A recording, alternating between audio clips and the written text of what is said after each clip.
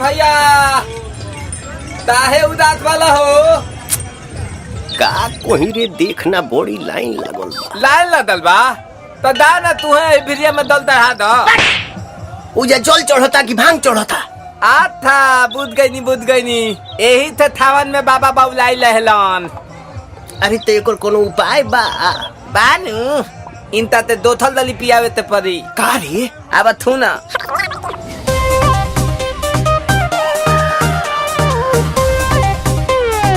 हर हर बम बम।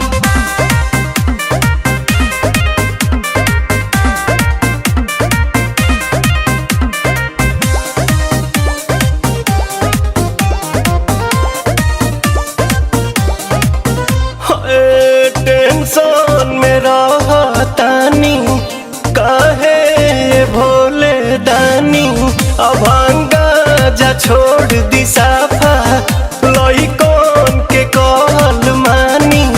ताजा ताजा लाइल बानी अखिया खोली देख ली ना, पीली पुदीना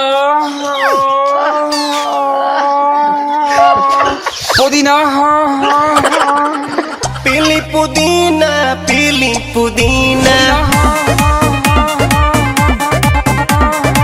सावन भरही असो भगिया के बिना।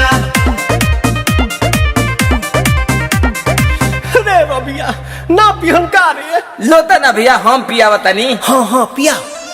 भनिया धो तुलावा थोली बतली तवे तदी। भनिया धो तुलावा थोली बतली तवे तदी। ए तबे लतालाई तली बाबा ए तलोते तदी।